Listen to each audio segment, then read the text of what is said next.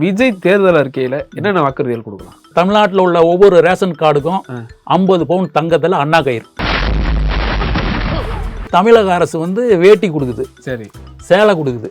அந்த வேட்டியும் சேலையும் தமிழ்நாட்டில் யாருமே கட்டுறது கிடையாது. அதனால் என்ன பண்ணும், தமிழ்நாட்டில் உள்ள எல்லா ரேஷன் கார்டுக்கும் ஆண்களுக்கு கோமணம், பெண்களுக்கு பாவாடை விட்டு அலௌன்ஸ் பண்ணு. தமிழ்நாடே அலறும் அப்படியே. இப்போ நான் செவ்வாய் கிரகத்தில் விநாயகர் கோயில் கட்ட போகிறேன், மக்களே காசு கொடுங்க அப்படின்னு கேட்டால் மக்கள் ஏதோ கொடுப்பாங்க. அங்கே தூக்கி வைங்க தூக்குறேன் அப்படின்றீங்க. கொத்தனார் சித்தனல் எப்படி கூட்டு போகுது? கொத்தனாரத்தில் ரெடிமேடு தானே. சரி, அதாவது அடுத்த கிரகத்துக்கு மனிதன் போய் இறங்கி உயிர் வாழக்கூடிய சூழ்நிலையில் அப்போ வேணால் அது மாதிரி யோசிக்கலாம். அப்போ உலகத்தில் இந்தியா தான் முதல்ல இந்து கோயிலை கட்டினது வேற்று கிரகத்தில் அப்படிங்கிற பேர் நமக்கு வரும். நீங்கள் அறிவிச்சதுலேயே வித்தியாசமான ஒரு தேர்தல் இருக்குன்னா என்ன சொல்லுவீங்க? இந்திய நாட்டில் உள்ள பசுமாடுகள் ஆண் மாடுகளை சைட் அடிப்பதற்கும் ஆண் மாடுகளோடு இணைந்து கன்று ஈன்றுவதற்கும் தேவையான ஆண் பசுக்களை இந்த நாட்டில் வளர்ப்பதற்கு பிரதமர் மோடி நடவடிக்கை எடுக்கணும் அப்படின்னு சொல்லி ஒரு தேர்தல். சைட் அடிக்கிறதுக்கு நாய்க்கறி பிரியாணி அப்படின்ற மாதிரி ஒரு தேர்தல் அறிக்கை வச்சிருந்தேன். எப்படி? நான் வந்து கவுன்சிலர் ஆனால் நான் நாய்க்கறி பிரியாணி போடுவேன். யாருக்கு? நாய்களை ஒழிக்க, மக்களுக்கு தான். யாருக்கு போடுற முடியும்? நாய்க்கறி யார் சாப்பிடுவா? இப்போ நாய்களை ஒழிக்கணும் அப்படின்ற ஒரு இது இருக்குது. அதனால நாய் தொழில் இருக்கிறதுக்கு அப்போ இப்படி ஒரு மாற்று திட்டத்தை நம்ம ஏன் சொல்லக்கூடாது அப்படின்னு சொல்லி இது பண்ணது. இந்த அளவு நீங்கள் எப்படி யோசிக்கிறீங்க? கல்யாணம் ஆகாத பசங்களுக்கெல்லாம் கல்யாணம் இருக்கிறதா திட்டம் வச்சிருக்கீங்களா? அதாவது இப்போ வெங்காயம் இங்கே விலை ஏறிடுச்சு, வெங்காயம் டிமாண்ட் ஆகிடுச்சு, விலை 100 200 போகுது, எல்லாம் வாழ்வுகள் கத்துறாங்க அப்படின்னா என்ன பண்ணுறாங்க மத்திய அரசு? இன்னும் வெளிநாட்டில் எங்கேயா கிடச்சுன்னா தள்ளிட்டு வந்துடுறாங்க. அது மாதிரி வந்து இங்கே இருக்க இளைஞர்களுக்கு பெண்ணு கிடைக்கல. அப்போ சரி, உங்கள் நாட்டில் அதிகமாக பெண்கள் இருக்காங்க, ஆண்கள் கம்மியாக இருக்காங்கன்னா அப்போ சரி வாங்க.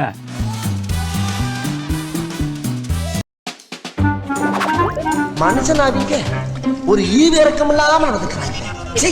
வணக்கம் ரவி சார். வணக்கம். எப்படி இருக்கீங்க? நல்லா இருக்கேன். நீங்கள் செவ்வாய் கிரகத்தில் விநாயகர் கோயில் கட்ட போறீங்களா? உண்மையா? அது ஒரு தேர்தல் அறிக்கையில் கொடுத்துருந்தேன். சரி, அது மாதிரி நிலவில் இல்லைன்னா செவ்வாய் கிரகத்தில் விநாயகர் கோயில் கட்டுவேன் அப்படின்னு சொல்லியிருந்தேன். கவுன்சிலர் ஆனால் இந்த இதெல்லாம் செய்வேன் அப்படிங்கிற மாதிரி ஒரு வாக்குறுதி கொடுத்தீங்க. வாக்குறுதி. மத நம்பிக்கைக்காக மக்கள் செலவு பண்ணுறாங்கல்ல, அந்த பணத்தை இந்த நாட்டினுடைய விஞ்ஞான வளர்ச்சிக்கு பயன்படுத்தணும். சரி, அப்படிங்கிற எண்ணத்தில் இப்படி ஒரு ஐடியா போட்டு நான் சொன்னேன். இப்போ நான் செவ்வாய் கிரகத்தில் விநாயகர் கோயில் கட்ட போகிறேன், மக்களே காசு கொடுங்க அப்படின்னு கேட்டால் மக்கள் ஏதோ கொடுப்பாங்க. அங்கே தூக்கி வைங்க தூக்குறேன் அப்படின்றீங்க. ஆமாம். கொத்தனார் சித்தனல் எப்படி கூட்டு போவீங்க? கொத்தனாரத்தில் ரெடிமேடு தானே. அது நம்ம இங்கேருந்து கொத்தனார் சித்தாலெலாம் கூட்டு போகிறதுக்கு அது ஒரு காலம் வரும். சரி, அதாவது அடுத்த கிரகத்துக்கு மனிதன் போய் இறங்கி உயிர் வாழக்கூடிய சூழ்நிலையில் அப்போ வேணால் அது மாதிரி யோசிக்கலாம். இப்போ வந்து ஒரு அப்படியே நிரந்தரமான ஒரு கோயிலை கொண்டு போய் அங்கே இறக்கணும். இங்கே ரெடி பண்ணி. ஆமாம், இங்கேயே ரெடி பண்ணி. சரி, ஏன்னா அங்கே எப்படி கொண்டு போவீங்க? அங்கே ராக்கெட்டில் வச்சு தான். இப்போ எப்படி சந்திராயனில் கொண்டு போனாங்க, சரி, போயிட்டு அது ஒரு வாகனத்துலேருந்து கீழே இறங்கி போய் ஒரு பரிசோதனை பண்ணது. அது மாதிரி அவங்க போய் இறங்கி அதுலேருந்து அந்த கோயிலை மட்டும் தனியாக எடுத்து ஒரு இடத்துல உட்கார வச்சிட்டோம்னா அவ்வளோதான். அந்த மண்ணில் உட்காந்துருச்சுனாலே அது நம்ம கோயில் கட்டின மாதிரி தான். அப்போ உலகத்தில் இந்தியா தான் முதல்ல இந்து கோயிலை கட்டினது வேற்று கிரகத்தில் அப்படிங்கிற பேர் நமக்கு வரும். அதை இங்கே இருந்துக்கிட்டு நீங்கள் செய்ய போகிறீங்க. அதாவது இங்கே இருந்துக்கிட்டு தானே ராக்கெட் விட்றாங்க, அது மாதிரி இதையும் செய்ய முடியும் அப்படிங்கிறது என்னுடைய சிந்தனை. சரி, உங்களை பார்த்துட்டு முஸ்லீம் கிறிஸ்டின்ஸ்லாம் நாங்கள் கோயில் கட்ட போகிறோம், சர்ச்சு கட்ட போகிறோம் கிளம்பி வரணும், கிளம்பிட்டோம். மத கலவரம் உண்டாயிராதா? இல்ல, இதுல மத கலவரம் என்ன இருக்கு? செவ்வாய் கிரகத்துல ஒரே ஒரு கோயில் கட்ட மட்டும் தான் இடம் இருக்கா என்ன? இல்ல, நாங்களும் கட்டுவோம், அவங்களும் வருவாங்கல்ல போட்டி. கட்டுங்க, யாரு வேணாம்னா. ஆரோக்கியமான போட்டி உலகத்துக்கு தேவை தானே. நம்ம வந்து அடிதடி தான் கூடாது, ஆரோக்கியமான போட்டி தேவை. இல்ல, அவங்க அப்படி ஒருவேளை வந்தா என்ன செய்வீங்க? இல்ல, அதுல வந்தா நம்ம அது விண்வெளியில அவங்க போறதுல நம்ம என்ன செய்ய முடியும்? அது வந்து அதுக்கெல்லாம் அவ்வளவு இடம் இருக்கு தலவசா. யாருக்கு எதுவும் பிரச்சனை பண்ண மாட்டீங்க? நான் ஏன் பிரச்சனை பண்ணுறேன்? செவ்வாய் கிரகத்துல ஒரே ஒரு சின்ன விநாயகர் கோயில் கட்டுற அளவுக்கு தான் இடம் இருந்ததுன்னா நீங்க கேட்கற கேள்வி எல்லாம் நியாயம். சரி, அது பெரிய அதெல்லாம் இல்ல. கட்டுனா நீங்க என்ன சொல்லுவீங்க? நான் ஏன் அதை போய் தடுக்க? நீங்க தானே கட்ட போறீங்க இப்ப, அப்ப அதுக்கு நீங்க தானே பதில் சொல்லணும். ஆமா, அவங்க கட்ட வந்தா நீங்க என்ன சொல்லுவீங்க? ஆமா, என்னுடைய மத நம்பிக்கைக்கு நாங்க ஒரு கோயில் கட்ட எனக்கு உரிமை இருக்குன்னா, இந்த உலகத்துல பிறந்த ஒவ்வொரு மனிதனுக்கும் அவங்க மத நம்பிக்கையை சார்ந்த விஷயத்தை செய்யறதுக்கு அவங்களுக்கு உரிமை இருக்கு, அவங்களுக்கு ரைட்ஸ் இருக்கு. அதை நம்ம தடுக்க முடியாது. எத்தனையோ கிரகம் இருக்கும்போது செவ்வாயை சூஸ் பண்றதுக்கு என்ன காரணம்? இந்த சூரிய மண்டலத்தில் எத்தனையோ கிரகங்கள் இருக்கு, அதில் எத்தனையோ கிரகத்தை எல்லாத்தையும் ஆராய்ச்சி பண்ணிட்டு இருக்காங்க. அதில் எது போக முடியுது, வர முடியுது, அங்கே போய் செய்ய முடியுங்கிறத பொறுத்து தான் அந்த இது இருக்கு. அது நம்ம ஒரு குறிப்பிட்ட ஒரு இதை சொல்லணுங்கிறத செவ்வாய் கிரகம் அப்படின்னு நம்ம சொல்லியிருக்கோம். நான் ஆட்டோ ஓட்டுறது தொழிலை தேர்ந்தெடுத்ததுக்கு வந்து ஆட்டோ தொழிலில் பலதரப்பட்ட மக்கள் வருவாங்க, ஏறுவாங்க, இறங்குவாங்க. அவங்களோட பழகும்போது அவங்களுக்கு உள்ள தெரிஞ்ச விஷயங்களை நம்ம கிரகிக்க முடியும். அப்படி ஆட்டோவில் போகும்போது ஒரு வெளிநாட்டு பயணி அவங்களெல்லாம் பேசிட்டு வரும்போது இந்த நாய்க்கறி அப்படின்ற விஷயம்லாம் பேசினாங்க. நாய்க்கறியா? நாய்க்கறி பிரியாணி அப்படின்ற மாதிரி நான் ஒரு தேர்தல் அறிக்கை வச்சிருந்தேன். எப்படி? நான் வந்து கவுன்சிலர் ஆனால் நான் நாய்க்கறி பிரியாணி போடுவேன். யாருக்கு? நாய்களை ஒழிக்க மக்களுக்கு தான். யாருக்கு போடுற முடியும்? நாய்க்கறி யாரு சாப்பிடுவா? யாரு? நாய்க்கறியில பிரியாணி போட்டா யாரு சாப்பிடுவா? இந்தியாவுல சாப்பிட மாட்டாங்க. நாய்க்கறி இந்தியாவுல சாப்பிட மாட்டாங்க. ஆனா பிலிப்பைன்ஸ்னு ஒரு நாடு இருக்கு. சரி. அவங்க வந்து நாய்க்கறி சாப்பிட்றதா நான் அந்த ஆட்டோவில் வந்த பயணிகள் பேசிக்கிட்ட விஷயத்துல நான் தெரிஞ்சுக்கிட்டது. ஆட்டோல வந்தவங்க பிலிப்பைன்ஸ்காரங்க. அவங்க எந்த காரணத்துல பிலிப்பைன்ஸ்ல இருக்கவன் நாய்க்கறி சாப்பிடுவான் அப்படின்னு அவங்க பேசிக்கிட்டாங்க. அப்ப நம்ம நாட்டுல வேஸ்டா போற ஒண்ணு அவன் சாப்பிட்டு போறான். சரி, அவனை கூப்பிட்டு இங்க சாப்பாடு போட போறீங்களா? அவனை கூப்பிட்டு இங்க சாப்பாடு போனோம், இங்கேருந்து அவனுக்கு அனுப்பிச்சு விடுவோம், இல்ல சைனாவுக்கு ஏற்றி விடுவோம் எல்லாம் நாயெல்லாம். சரி, அப்படிங்கிற மாதிரி அது ஒரு மக்கள்கிட்ட ஏதாவது போகணும்ல. நம்மளை பத்தி ஏதாவது ஒன்று போனாதான் நம்மளை பத்தி யார் ஏன் இப்படி என்னமோ சொல்றான், வேணா உண்மையா நல்லவனா கெட்டவனா இல்ல மூளை இருக்கவனா இல்லாதவனான்னு அவங்க யோசிப்பாங்க. அது மாதிரி அதுக்காக வந்து ஒன்று ஏதாவது ஒன்று எனக்கு தெரிஞ்சது ஒன்று சொல்லி விடுவாங்க, அவ்வளோதான். கடைசியில் பிரியாணி போட்டீங்களா இல்லையா?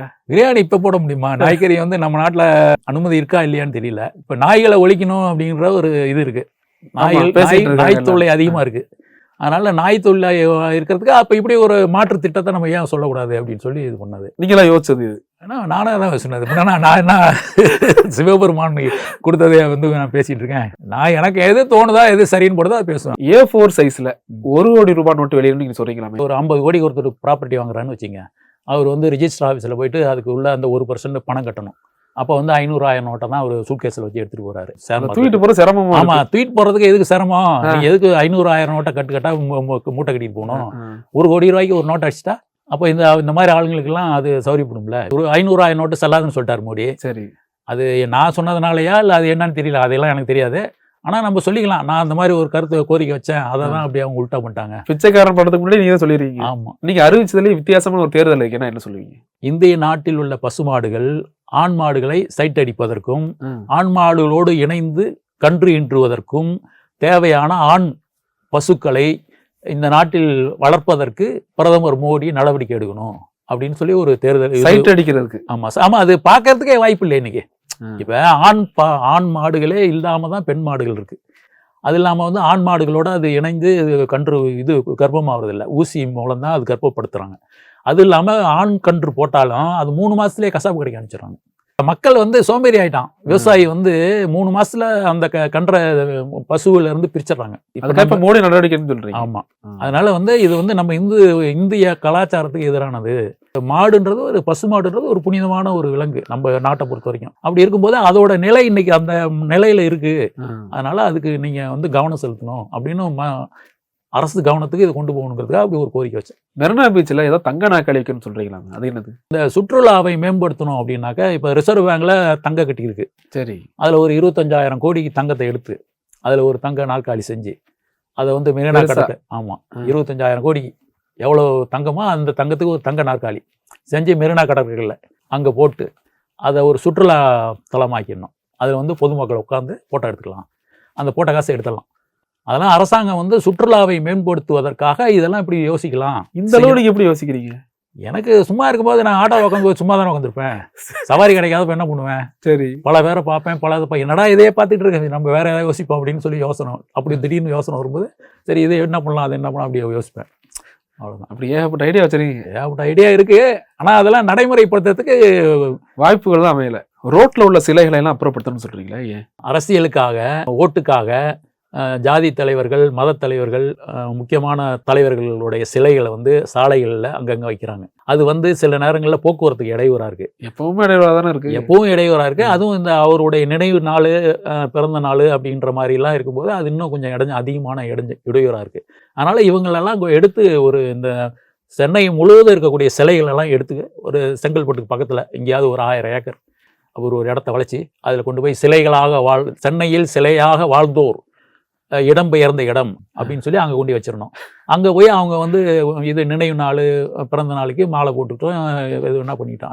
அது டிஸ்டர்பன்ஸ் இல்லை. ஆமாம், பொதுமக்களுக்கு தொல்லை இல்லை.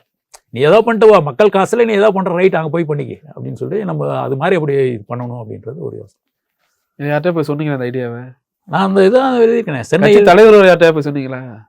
தலைவர்கிட்ட எல்லாம் போய் தலைவர்கிட்ட போய் சொல்லி அப்போதான் நடக்கும், அவங்க எடுப்பாங்க சிலையை. இல்லை இது வந்து இந்த கருத்தை நான் சொல்லி உண்ணாவிரதம் இருந்திருக்கேன் அந்த இதில் வள்ளூர் கோட்டத்தில். சரி, அதெல்லாம் வந்து தேர்தல் ஆணையம் தமிழக ஒரு நாள் அது நான் ஒரு ஆள் தான் உட்காந்துருந்தேன். கல்யாணம் ஆகாத பசங்களுக்கெல்லாம் கல்யாணம் இருக்கு ஏதாவது திட்டம் வச்சிருக்கீங்களா?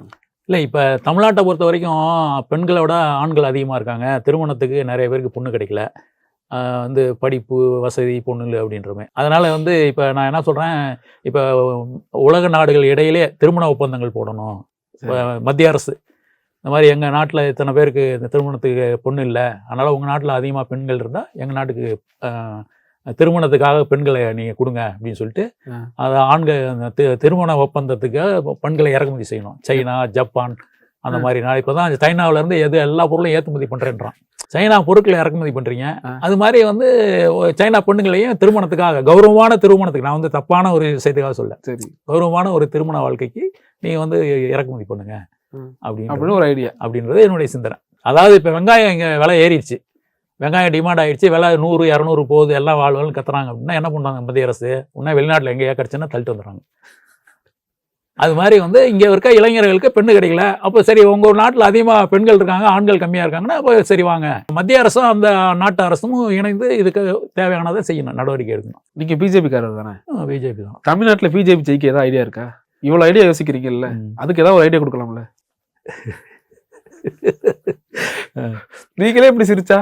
இல்லை, தமிழ்நாட்டில் பிஜேபி ஜெயிக்கணும்னா நான் வந்து தமிழ்நாட்டினுடைய மாநில தலைவராகணும். நீங்க? ஆமாம். சரி, அப்போ தான் நான் என்னுடைய சிந்தனையை வந்து செயல்படுத்த முடியும். நான் இப்படி செய்யலாம் அப்படி செய்யலாம்னா அது எல்லாம் வேலைக்கு ஆகாதுன்னு சொல்லுவாங்க. சரி, அதனால் இங்கே ஓட்டுக்கு பணம் கொடுக்குறாங்க. அந்த திராவிட கலாச்சாரம் எப்படி இருக்கோ அதுக்கு தகுந்த மாதிரி நம்ம இறங்கி அடிக்கணும். அப்படி அடித்து ஆட்சியை பிடிச்சி அதுக்கப்புறம் வந்து நாட்டை திருத்தலாம், மக்களை திருத்தலாம். ஆனால் மக்களுக்கு ஓட்டுக்கு பணம் அப்படிங்கும்போது நீங்கள் வந்து நான் வந்து ஓட்டுக்கு பணம் தர மாட்டேன், நான் நல்ல கட்சி, நேர்மையான கட்சியா அப்படி இப்படின்லாம் பேசியிருக்க முடியாது. நீ வந்து நான் பிஜேபி பணம் கொடுக்க சொல்றீங்க. ஆமா, ஓ கொடு, அதான் உனட்ட இல்லையா? முதல்ல தொண்டனுக்கே கொடுக்க மாட்டேங்கிறாங்களே. உங்களுக்கு கொடுக்கலையா? தொண்டனுக்குன்னா நானும் தொண்டன் தான்.